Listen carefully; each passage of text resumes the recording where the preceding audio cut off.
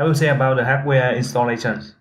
Firstly, this is the vision sensor IV3G600MA.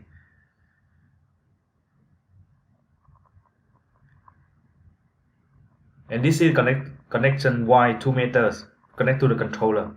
And this controller IV3G120.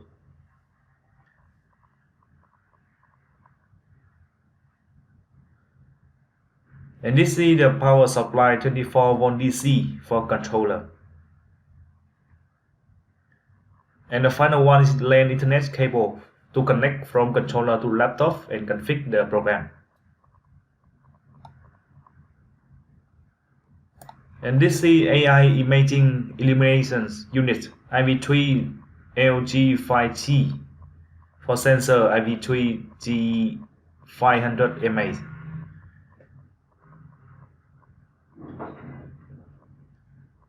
And this is the compact model. And this is an example to set up the testing.